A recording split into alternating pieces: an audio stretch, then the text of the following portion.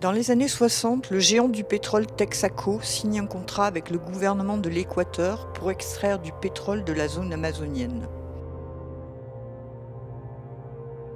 Toda la operación de la industria petrolera ecuatoriana se la diseñó, se la implementó, se la trabajó en los años que Texaco estuvo como única y exclusiva operadora en la Amazonia norte de Ecuador. Jusqu'en 1990, Texaco, devenu entre-temps Chevron, extrait des millions de barils de pétrole, générant d'énormes revenus pour l'entreprise. Mais cette extraction intensive cause d'immenses dégâts à l'environnement. Quand Chevron quitte l'Équateur en 1992, il laisse derrière lui 1 millier de puits dispersés sur tout le territoire. Environ 18 milliards de litres d'eau toxique continuent à s'infiltrer dans le sol ou dans les rivières.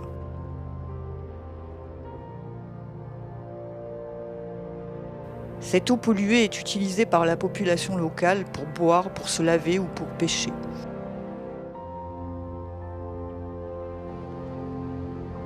« 30 000 Équatoriens et Équatoriennes, victimes de cette pollution, poursuivent Chevron en justice, réclamant d'être indemnisés. Chevron doit aussi prendre en charge la dépollution de l'eau. Pablo Fajardo est l'avocat des victimes.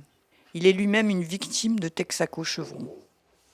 Vivo 28 años en la Amazonía ecuatoriana, yo vivo en la zona afectada, yo vi el daño causado por Chevron, yo caminé por las carreteras llenas de petróleo, he visto cómo mucha gente, amigos míos, han muerto con cáncer, o sea, yo he visto todo el daño, el crimen de Chevron. Es más, yo trabajé en la empresa Texaco en los años 90, yo sé lo que ellos hicieron directamente, yo conocí el problema por dentro, entonces conozco esa realidad. A mí no tienen que decírmelo, contármelo, no, yo soy parte de esa historia, soy parte del crimen cometido por Chevron. La empresa Chevron en nuestra Amazonía siempre utilizó la tecnología que le permitía obtener la mayor ganancia económica con la menor inversión posible. Siempre. Y siempre actuó de forma racista en contra de nuestros pueblos originarios de la Amazonía ecuatoriana. Una actitud racista tan grande, tan repudiable, tan condenable por la humanidad, que humillaba a los pueblos indígenas. Habían hechos de violación sexual a las mujeres indígenas, había ofensas, causaron crímenes, o sea, una destrucción de la cultura de los pueblos indígenas impresionante. L'Équateur, un petit pays sur la côte occidentale d'Amérique du Sud, d'une superficie comparable à celle de l'Allemagne ou du Royaume-Uni. Il compte 14 millions d'habitants et offre une exceptionnelle biodiversité. Son écosystème est parmi les plus riches de la planète, avec une très grande variété d'espèces animales et végétales. Les iguanes des îles Galapagos et du jardin de Guayaquil, les Andes, la jungle amazonienne peuplée de singes et d'oiseaux rares, les tortues de la lagune de l'île Moncocha. Tenemos 450 especies de aves en la laguna.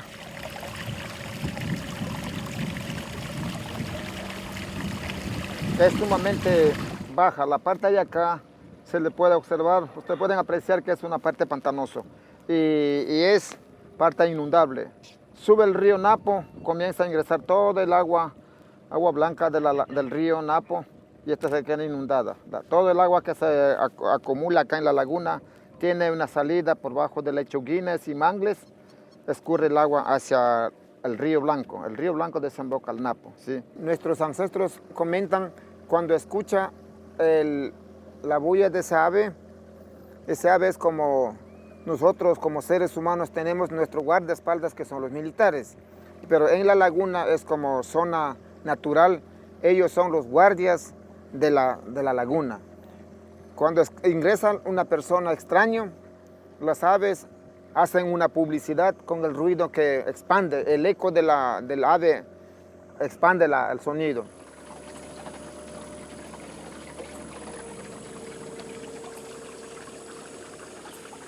L'Équateur est aussi connu pour ses peuples indigènes. Ils vivent de leurs terres et de la pêche. Ils boivent l'eau de leurs ruisseaux et rivières. Ils l'utilisent pour se baigner et pour faire la cuisine. Et maintenant, à cause de Chevron, ils sont malades. Beaucoup sont morts de maladies directement causées par la pollution. Alors comment Texaco Chevron a-t-il causé un tel désastre ? Pour le comprendre, il faut voir comment se passe une extraction pétrolière plus ou moins normale. L'extraction du brut commence avec le forage d'un puits et le creusement d'une fosse pour déposer temporairement les déchets. Les fosses sont équipées d'une bâche avec une membrane très résistante pour éviter que les déchets toxiques s'infiltrent dans le sol.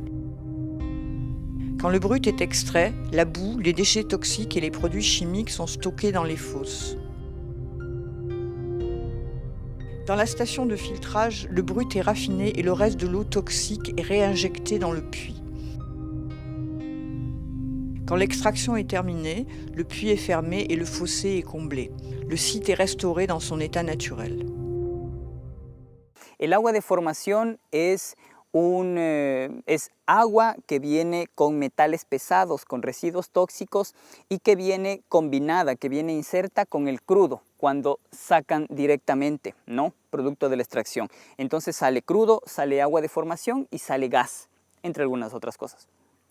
Esa agua de formación, lo más técnicamente viable que se realice es que se vuelva a reinyectar al suelo, ¿sí? Económicamente y ambientalmente no es necesario y no es viable tratar esa agua de formación, sino que lo más viable es que se vuelva a reinyectar. Texaco maîtrisait cette technique qui consiste à réinjecter l'eau toxique dans le puits.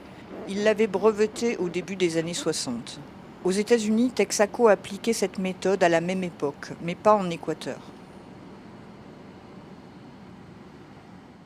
Empresas europeas o norteamericanas, básicamente, en su país de origen son más o menos responsables, actúan más o menos responsables, cumplen con ciertos parámetros técnicos, cumplen con la ley. Pero esa misma empresa va a África, va a América Latina y es un desastre. ¿Por qué tiene que existir el doble estándar? ¿Acaso la vida de la gente de América Latina o de África vale mucho menos que un ciudadano norteamericano o un ciudadano europeo?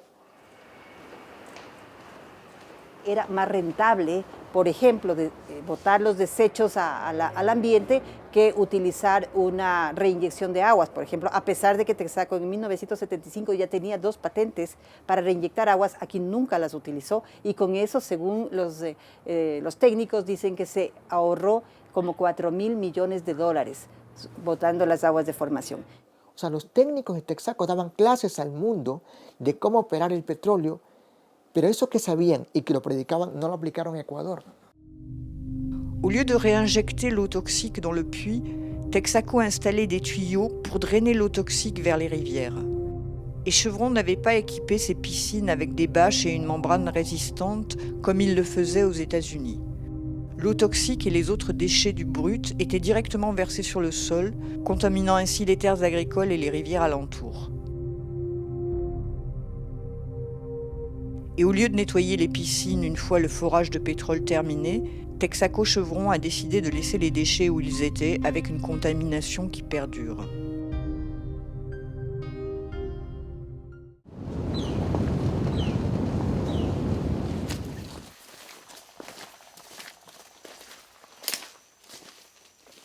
En donde nos encontramos nosotros ahora es en el Pozo Aguarico 4, que se encuentra en la provincia de Sucumbíos, en el cantón Xuxufindi. El Pozo Aguarico 4 perteneció a Texaco, fue abierto en el año de 1974 y tuvo 12 años de operación, es decir, hasta 1986. Toda la contaminación, digamos, todas las moléculas de crudo tienden a depositarse en la parte inferior de la piscina. En este lugar nosotros podemos ver que es un material un poco combinado con tierra, pero es crudo, ¿sí? No es hollín, ¿sí? Yo puedo meter el palo y esto sigue. Y miren lo que nosotros tenemos al momento de ingresar. Se muestra claramente que el crudo no está solamente en la superficie, sino que está combinado con suelo, con agua, en todo su contorno. Todas las piscinas que hicieron en la Amazonía ecuatoriana las hacían lo más cerca posible a un río. Es más, en cada piscina ponían un tubo llamado cuello de ganso para que el agua vaya directamente al río. Este es un cuello de ganso, es un tubo, conduce a esta agua hacia el estero que vamos a ver a continuación.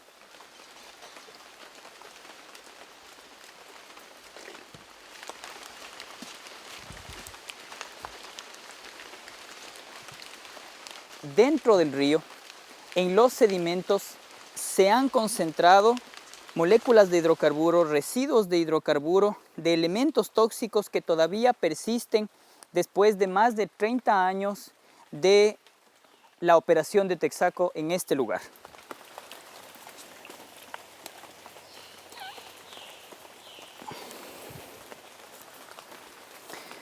Se puede evidenciar estas manchas de crudo que van saliendo, ¿sí? Si yo hago en una parte limpia, ¿me sigues? Se puede evidenciar manchas de crudo que salen del interior de este cuerpo de agua. Le tribunal de Lago-Agrio en Équateur a inspecté 54 sites exploités à l'époque par Texaco Chevron et tous montrent un niveau de pollution dû au pétrole presque 1000 fois au-dessus des normes internationales. Este estero forma parte de la cuenca hidrográfica del río Aguarico. Este estero va a parar al río Aguarico y el río Aguarico al río Napo y el río Napo al río Amazonas. Toute cette pollution avait lieu sur une superficie de 1500 km² en Amazonie équatorienne, dans une zone habitée. Une partie des habitants est constituée de peuples indigènes qui vivent ici depuis des siècles. D'autres sont venus de différentes régions du pays à la recherche d'une vie meilleure. Ils y ont trouvé la maladie et la mort. Mi nombre es Manuel Antonio Cava, nacido en la provincia de Bolívar, Cantón Chillanes. Yo vine aquí en el año de 1985, buscando una vida mejor, buscando un terreno donde poder trabajar y tener el sustento para mi familia. Cuando yo recién llegué aquí cultivé café, pero ¿qué pasa? Que el café no creció, pero luego empezó a hacerse amarillo y no tuve producción. En vista de eso sembré maíz, igual. Luego de ello hice de sembrar pasto para el ganado. Me conseguí unas vaquitas a medias para poderlos tener. Pero sin embargo las vacas entraron a estas piscinas. Entonces las vacas salían moreteadas de color negro. Mi esposa cayó en la piscina por salvar a su vaca, hundió el pie y de esa caída sufrió infección a la piel. Era como una escama de pescado, así todo esto. Entonces más o menos ya hablamos de unos 12 años y que recién está queriéndose curar. Muchos tratamientos. Creo que mi suegro también se afectó un poco de infección, murió también. Y en vista de eso mi familia más bien salieron para el Sache. Y ya, pues mis hijos también, igual tengo 4 hijos, 2 varones, 2 mujeres. En vista de que hay este tipo de contaminaciones, dijo, no, yo que sí me voy para afuera a trabajar afuera. Ellos trabajan afuera y, digamos, en este caso, me dejaron solo. En este caso, a las compañías que deben hacer su remediación de mi terreno, necesitaríamos, si es el caso de Chevron, pues bueno, ¿hasta cuándo? Nosotros necesitamos este terreno para nosotros poder seguir cultivando. Y una indemnización por lo que se ha estado ocupando, pues, y eso esperamos, ¿y hasta cuándo?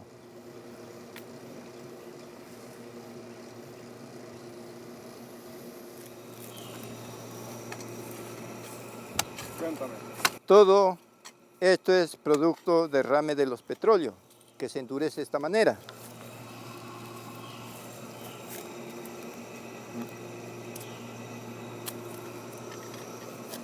Y eso es lo que antes regaban este petróleo en las vías, porque se ponía como un asfalto. Cuando había las carreteras, a todas las carreteras las cubrían con petróleo crudo. Mandaban un camión lleno de petróleo a vertir el petróleo en las carreteras. Entonces, el crimen de Chevron fue un crimen intencional. No es producto de accidente. Usted puede comparar el crimen de Chevron con el desastre de Exxon Valdez en Alaska, con el desastre de la BP en el Golfo de México, con el buque Erika, con el caso Prestige en España. Mucho gusto. Don Rigoberto May, presidente de la comunidad de aquí de la Primavera.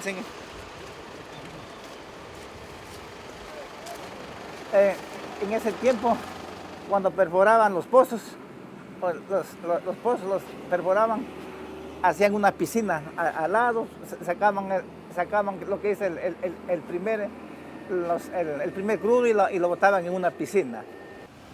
Y las vacas comenzaron a veces a enterrarse en los pozos, ¿no? Habían vacas que eran blancas y uno cuando se iba a verlas parecía que se perdían porque se veía otro color. Entonces, aquí muchos niños sufren consecuencias, respiraciones, sarpullidos. Uno para uno, por buscar días mejores, perdimos la familia nosotros.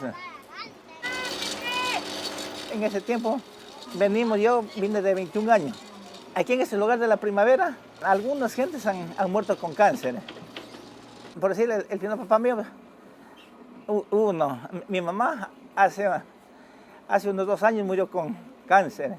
Une estimation scientifique prévoit qu'environ 9000 personnes qui vivent actuellement dans la zone autrefois exploitée par Chevron développeront un cancer dans les décennies à venir. Es que imagínese usted, uno a tomar agua de los esteros. Des études prouvent que les hydrocarbures trouvés dans le sol et dans les eaux causent des maladies du foie, du système nerveux, provoquent des fausses couches, des cancers. Mais à l'époque, les gens ignoraient tout de cela. Gracias. En ese tiempo no nos dábamos de cuenta que era malo, porque yo era niña. Entonces nosotros muchas veces hasta jugábamos botándonos pelotitas de petróleo, porque no sabíamos que era malo. Cuando ya maduramos y yo comencé a ver lo que nos pasa a la gente. O sea, mi mamita se enferma a causa del humo que ella absorbió por su cuerpo. Mi esposo tiene unas como sarna, digo yo, como sarpullido en la piel. Y hay muchos compañeros que ya han muerto con cáncer. Entonces ahí es cuando uno se dice de dónde, por qué. Y se pone uno a ver y es por la contaminación que recibimos. Aquí han causado muchos derrames de petróleo, contaminación, destrucción. Inclusive se ha convertido en una zona de inhabitable para algunas personas, ya que sufrimos varias enfermedades que se ha visto morir, se ve morir y viven gentes enfermas con enfermedades internas que aún no se lo desconoce. Al momento de emigrar a este lugar tan contaminado, pues adquirí la enfermedad que la tengo. Entonces por eso le digo que es producto de tomar, de bañarme, de beber, de cocinar, lavar con el agua del río que está contaminada por los desechos que arrastran los riachuelos, las quebradas, los ríos.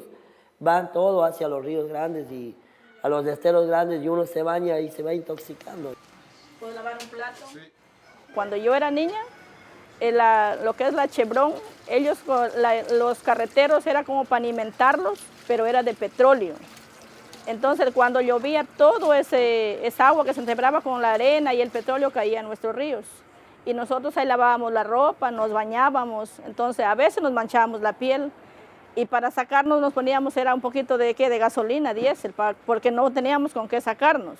Siempre se tenía que evacuar de alguna manera el crudo o los desechos tóxicos que estaban en estas piscinas.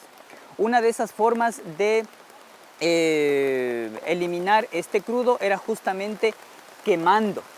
Existe un registro de que 250.000 millones de pies cúbicos aproximadamente de gas contaminante fueron emitidos por Texaco de esta manera hacia la atmósfera.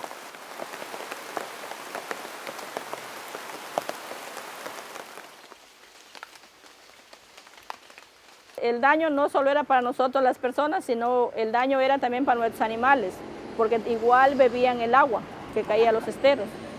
O en las pozas que ellos hacían unas piscinas inmensas para poner el petróleo que según no valía para ellos, ahí se caían los chanchos, nuestros perritos, las gallinas y ya no podíamos sacarlos, o si de repente los sacábamos igual se nos morían porque se les caía toda la piel.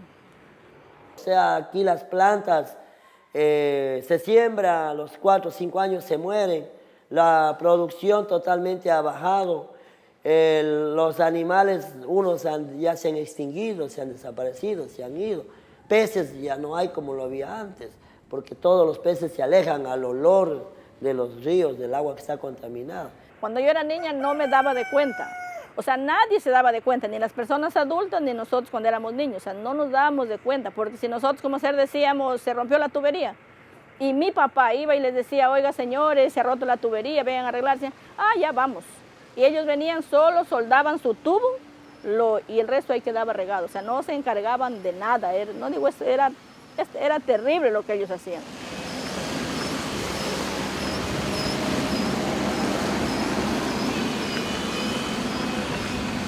Pues a ellos no le importaba la vida de las personas, sino solamente el dinero. No le importó, había tecnología, había ciencia, pero no les importaba. En el país de ellos, si fuéramos a hacer eso, apuesto que enseguida me pusieran la inyección letal, me llamaran un crimen de guerra, nos mandaran a la muerte.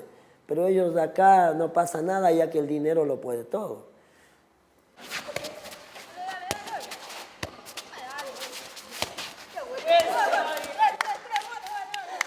Le rapport de l'École d'hygiène et de médecine tropicale de Londres mentionne en 1999 que le cancer du larynx est 30 fois plus élevé qu'à la norme et que le taux de leucémie chez les enfants est alarmant. Mais les cadres de Texaco Chevron avaient le cynisme de raconter aux villageois que le pétrole dans l'eau était plein de vitamines et de minéraux.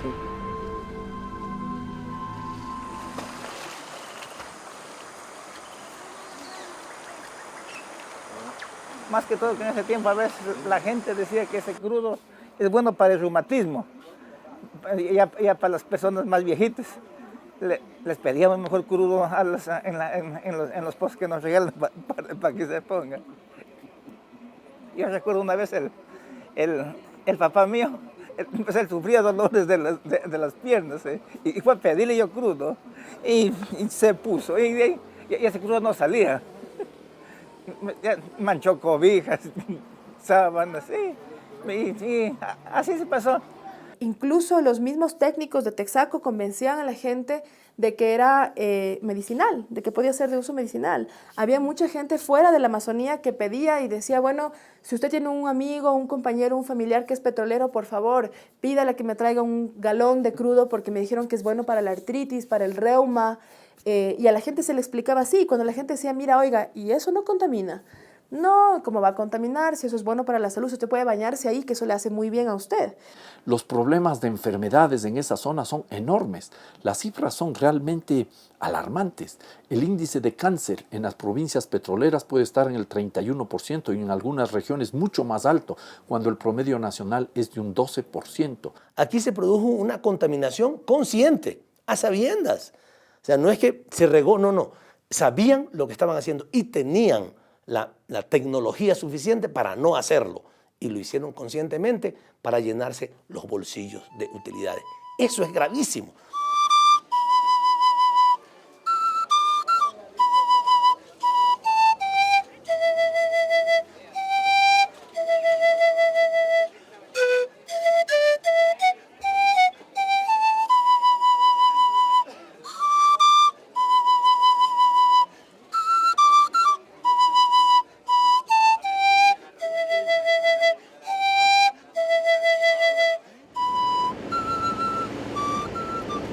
Chevron pensait pouvoir s'en tirer ainsi, mais les victimes ne sont pas restées bras croisés.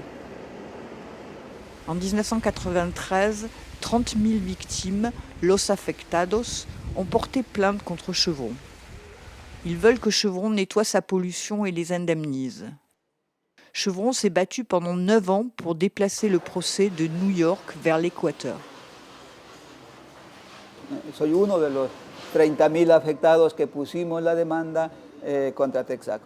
Entonces, porque fue Texaco la que pidió que la demanda venga a Ecuador, porque tenía la intención de sobornar a las autoridades ecuatorianas, que por suerte no lo logró, porque es que no había forma de ocultar las evidencias, ¿no?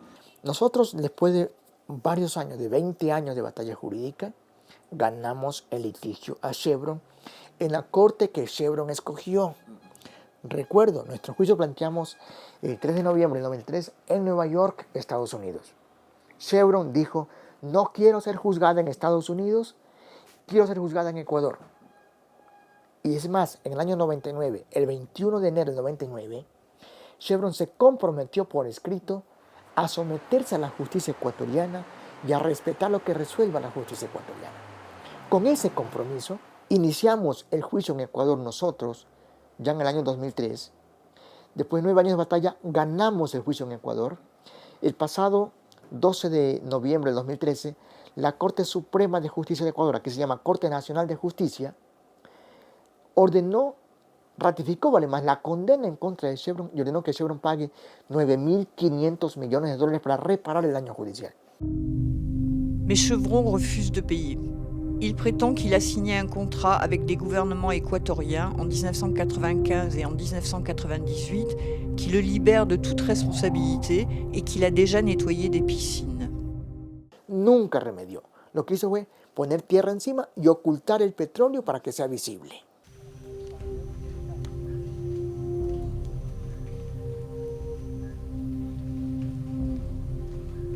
Existen alrededor de 1000 piscinas como esta en toda la Amazonía ecuatoriana que fueron creadas por Texaco, las cuales no fueron remediadas. Estas piscinas solamente fueron ocultadas para en su momento decir que se remedió. Se puso tierra por encima, se puso piedras, se encementó por encima, pero el crudo aún sigue en la parte inferior. Y el problema es que la impunidad es selectiva, porque cuando hay derrames petroleros en países desarrollados, digamos, el sistema judicial les manda a pagar a los señores y los señores pagan. Pero cuando son países subdesarrollados o en vías de desarrollo, entonces ahí hay corrupción. Ese es el argumento. No, si es países desarrollados está bien la sentencia, pero si es en nuestros países está mal la sentencia y hacen todo lo que quieran, lo que se les sea posible. Intentan corromper, por supuesto, jueces, intentan corromper ciudadanos, gobiernos, autoridades para no pagar. Cuando la empresa Chevron se dio cuenta que estaba derrotada judicialmente en Ecuador, que su crimen ambiental es tan grande, innegable, que es visible, que está aún causando muerte de mucha gente y que todo eso era prueba científica en el juicio, lo que hizo fue buscar mecanismos distintos para tratar de obstruir la justicia y evitar que las víctimas de la Amazonía ecuatoriana tengamos pleno acceso a la justicia. En ese contexto, Chevron empezó una campaña gigantesca en contra del Estado ecuatoriano, con arbitrajes, con lobby, con sanciones económicas y luego en contra de las propias víctimas.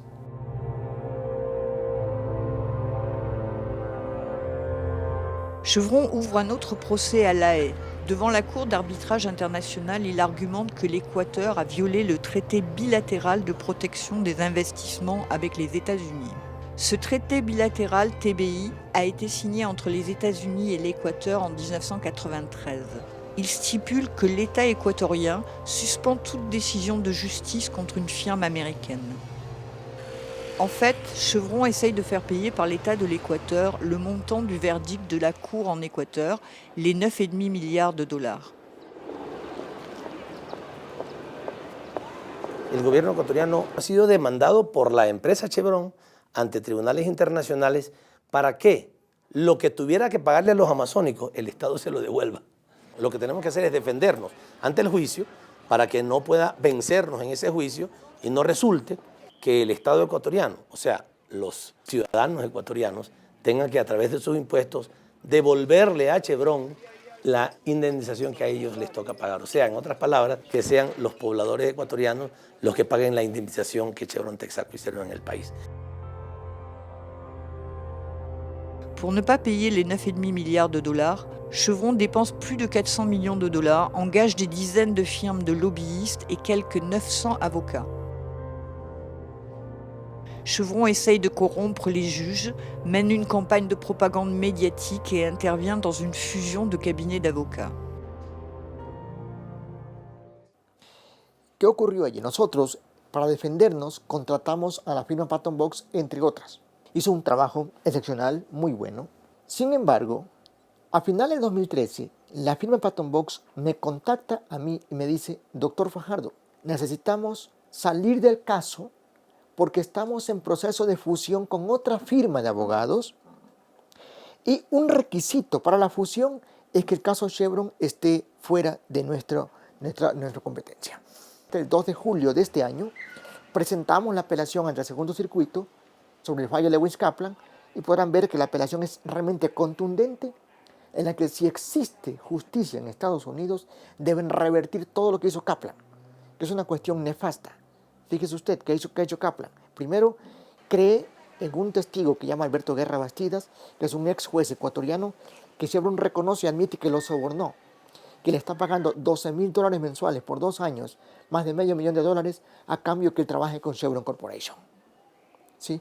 El juez Kaplan, que dictó fallo en esta sentencia en contra de nosotros, recibe dinero de parte de Chevron Corporation. Kaplan tiene inversiones en un fondo de inversión y ese fondo invierte en Chevron Corporation. En consecuencia, parte de la ganancia que tiene Chevron también llega al bolsillo de Lewis Kaplan. Ese juez falla en contra de nosotros. Ese juez es el que ayuda a Chevron Corporation. Con sus decisiones, en vez de administrar justicia, lo que hace es proteger su inversión. Entonces, esas cosas están en la apelación y evidentemente tenemos confianza que el segundo circuito debe revertir lo que ha hecho el juez Lewis Kaplan y evidentemente pues, devolver la credibilidad al sistema judicial norteamericano, que hoy está muy afectado por el fallo de este juez Lewis Kaplan.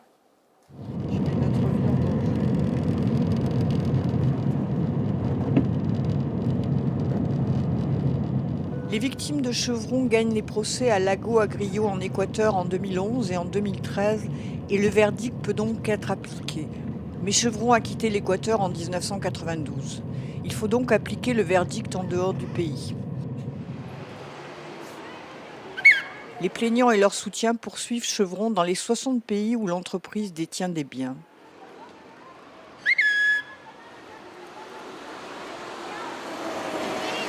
Durante los 20 años de juicio, Chevron, que por algo es la empresa más opaca y más corrupta del mundo, lo que hizo fue sacar los activos de Ecuador y llevarlos a otros países. Los abogados de los demandantes están haciendo todas las gestiones necesarias para aplicar la sentencia que se dio aquí en las Cortes ecuatorianas. Como Texaco, Chevron Texaco ya no se encuentra en el país, obviamente se necesita homologar esa sentencia en otros países para que puedan ser recuperados los fondos necesarios para que haya una reparación integral en esta zona por los daños causados por la empresa. Estamos recurriendo, por ejemplo, la primera corte que recurrimos fue Canadá. ¿Por qué en Canadá? Porque Chevron tiene un activo de más de $15,000 millones en la República de Canadá. Porque el sistema judicial canadiense permite validar sentencias ecuatorianas en esa jurisdicción. Hay el principio universal de la reciprocidad. También recurrimos a la Corte de Brasil y a la Corte de Argentina. En el caso de Brasil y Argentina, tenemos una convención interamericana que permite reconocer sentencias extranjeras y ejecutarlas en esas jurisdicciones.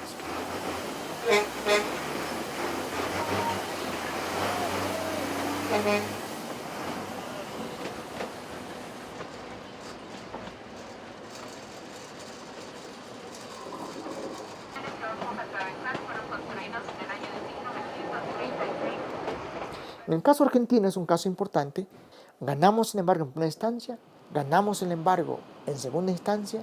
Habíamos logrado que de todos los activos de Chevron queden embargados y de cada dólar que recibe, el 40% iba a una cuenta especial de las víctimas en la República Argentina. Estaba ese embargo vigente. ¿Pero qué hace Chevron? Chantajeó al gobierno argentino y dijo: yo invierto en Argentina, en el yacimiento Vaca Muerta, a cambio que el gobierno argentino levante el embargo que tiene la gente de Ecuador. El chantaje de Chevron funciona en Argentina. Los países hermanos como Perú, como Argentina, como Brasil, como Venezuela, donde sí tiene Texaco acciones, yo creo que estos países en solidaridad con sus propios pueblos deberían permitir que a Texaco se le confisquen sus intereses hasta que cumpla con la sentencia del juez Bueno, yo creo que es necesario que todos hagamos un enorme esfuerzo para enfrentar las acciones de la Chevron Texaco. La Chevron Texaco ha llegado a decir incluso que va a esperar a que se termine el infierno, unas palabras más, palabras menos, con el fin de demostrar su poder y su deseo de no cumplir su obligación. Pero yo estoy convencido que más temprano que tarde la Chevron Texaco tendrá que pagar.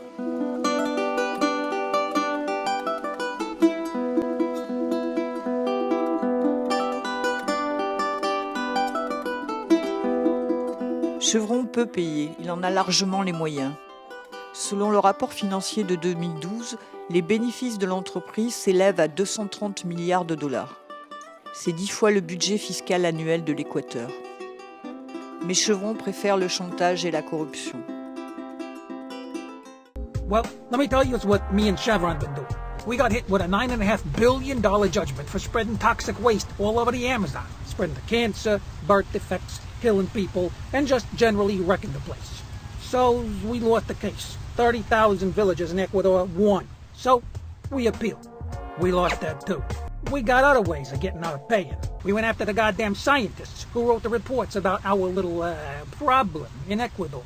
Called all their clients. So as your business might burn down, you change your tune real quick.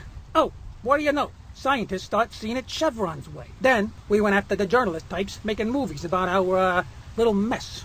Freedom of the press, my ass. Let's see how many people talk to you once we get a judge to make you turn over all your unused interview footage. And with them activist groups, we forced them to turn over years' worth of emails, memos, records. I'm just trying to keep those hippies busy and out of my hair.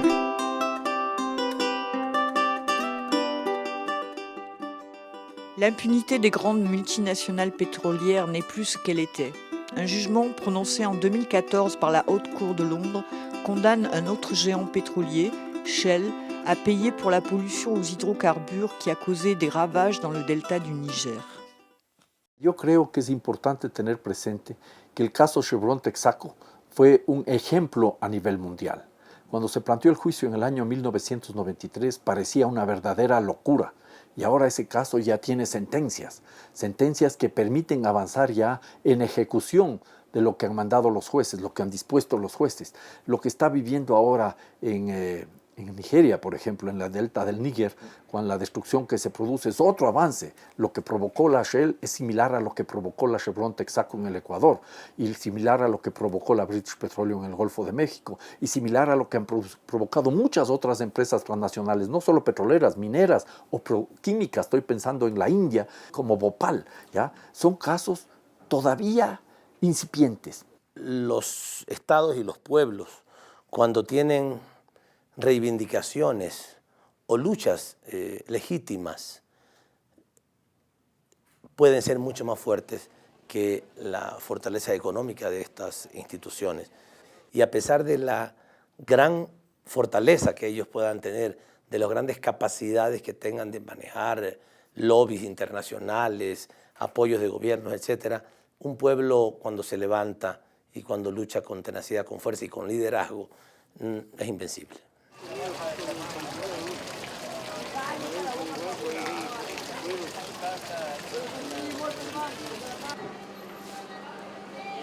Aquí la mayoría de nosotros, los del campo y los del pueblo, los de la Amazonía, le damos gracias al presidente, a Rafael, porque él es el único gobierno que ha metido la mano donde hay candela. Y a los políticos grandes que gobernaban antes de afuera, hoy tanto que lloran. ¿Y por qué no trabajaron antes? ¿Por qué no trabajaron antes? Lo que se robaban nomás la plata.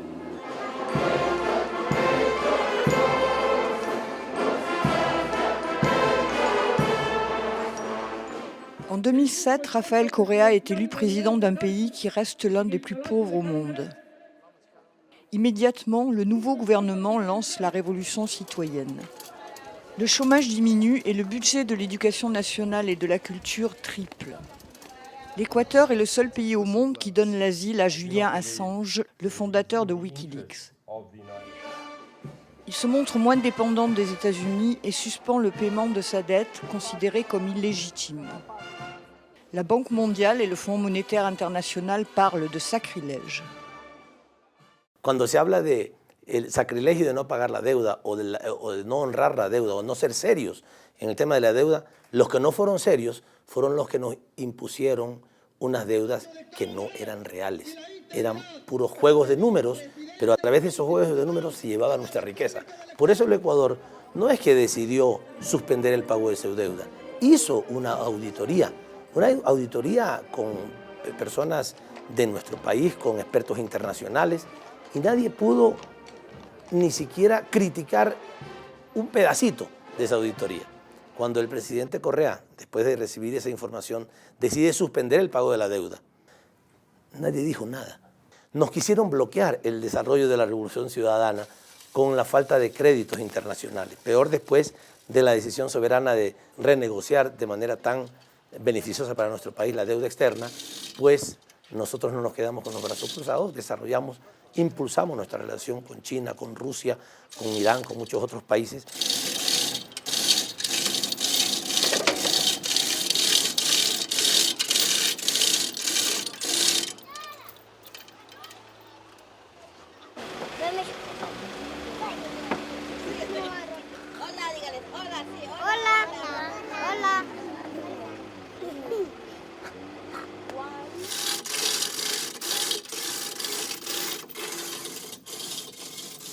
Antes estábamos de espaldas, los pueblos latinoamericanos, nos veíamos de espaldas y veíamos al norte. Pero estos nuevos vientos del inicio del siglo XXI ha orientado nuestra relación mucho más sur-sur. La política de integración latinoamericana, sudamericana primero y latinoamericana después, es extraordinariamente viva. Los consejos sudamericanos de defensa, ya no mandamos a nuestros policías y a nuestros militares a formarse en las escuelas norteamericanas. Ya no está la base de Manta tampoco acá.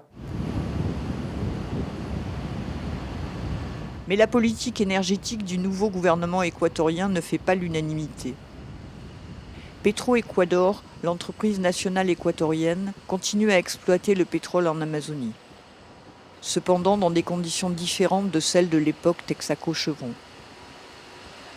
La legislación ambiental es absolutamente diferente a lo que era hace 30 años o 40 años cuando Texaco estuvo aquí. Sí, es mejor, ha mejorado muchísimo porque ahora cuando ellos vienen a hacer sale un pozo en la finca de uno, ellos vienen y conversan con uno, le dan a uno una ayuda social, también a la comunidad, y ya la contaminación no es como era antes, ya, o sea, ha mejorado muchísimo para lo que era antes. Si hay un derrame, inmediatamente le dan seguimiento, le hacen una remediación ambiental limpia, sacan todo. Inclusive si la persona está dañada, le indemnizan.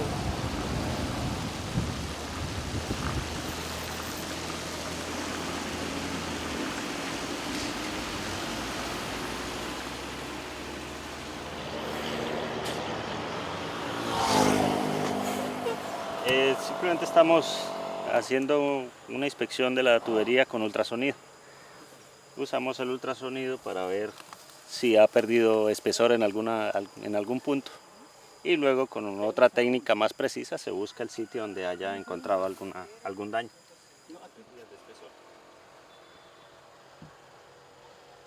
El propósito final de estas inspecciones es determinar o prevenir alguna pérdida de contención de la tubería.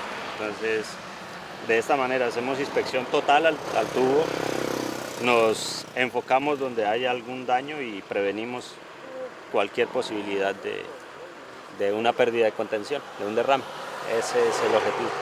Sabemos actualmente que uno de los principales factores es la corrosión, uno de los principales factores que han causado derrames a todo nivel, porque hemos tenido un alto reporte de derrames en estos últimos meses, y que eso tiene una fuerte relación con la corrosión. Hay una parte que ya se reemplazó, se ha pasado prácticamente los últimos 3 años, se reemplazó toda la parte sur, en todo lo que es vía Lauca, y dentro de la provincia de Orellana se hizo un reemplazo significativo de la tubería, pero estamos absolutamente conscientes de que es necesario hacer una intervención a nivel generalizada.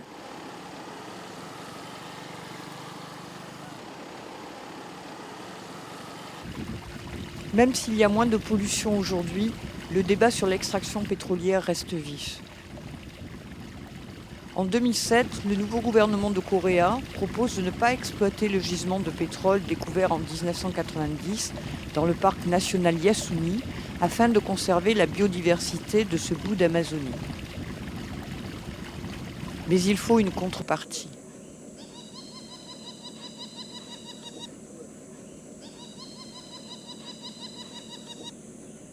En junio del año 2007, el presidente de la República de Ecuador lanzó una propuesta de dejar el petróleo de los campos Ixpingo, Tambococha, Tiputini, conocidos como ITT, en el subsuelo. Dejarlo definitivamente en el subsuelo, no extraer, no explotar ese petróleo. Y las razones o los argumentos eran porque se encontraba este campo dentro de un área protegida del Parque Nacional Yasuní. El gobierno ecuatoriano acertadamente lanzó esta propuesta de no extraer este petróleo, pero decía que a cambio necesitaba los recursos, ¿no? Los recursos económicos, los ingresos que este petróleo hubiera podido dar al país. Le gouvernement équatorien propose à la communauté internationale de compenser la perte de revenus suite à la non-exploitation du pétrole dans le parc Yasuni, afin de collecter 50% de ce qu'il aurait gagné en exploitant le pétrole. Il en a besoin pour financer sa révolution citoyenne, notamment l'éducation et la santé publique. Mais les encouragements financiers sont insuffisants. 6 ans après, en août 2013, le gouvernement décide de renoncer au projet Yasuni et d'exploiter ses ressources naturelles plutôt que de contracter une dette extérieure.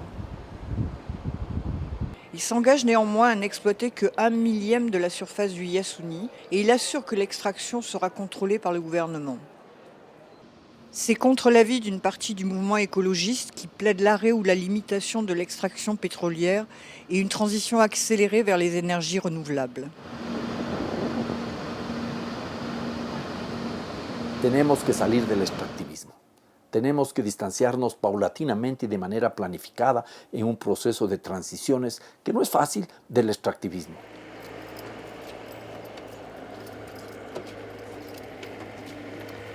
El gobierno, ¿qué dice? Que para salir del extractivismo requiere más extractivismo. Eso es una verdadera locura.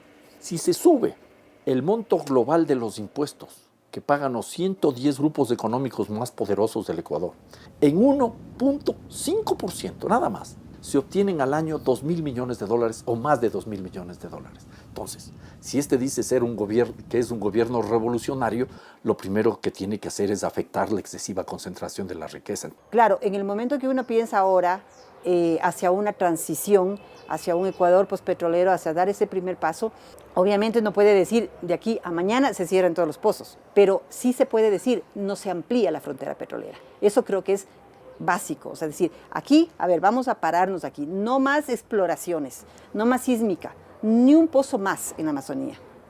Bueno, yo pienso que si se acabara la explotación petrolera, yo creo que en muchas provincias, incluida la nuestra, nos quedaríamos sin ingresos económicos, no habría ningún beneficio para nadie. Pero que se haga, yo estoy de acuerdo, que se siga la explotación petrolera, o sea, haya lo que ya hay, porque yo creo que romper más y más sería más contaminación. Pero que lo que hay se mantenga y traten de no contaminar tanto. Porque si se acabara el petróleo nos quedamos todos sin nada. La región amazónica, concretamente Orellana, está por el casi 96% en el nivel de pobreza, cuando es la provincia de donde sale más del 50% del petróleo. El petróleo en este momento está por los 25 a 30% del presupuesto nacional.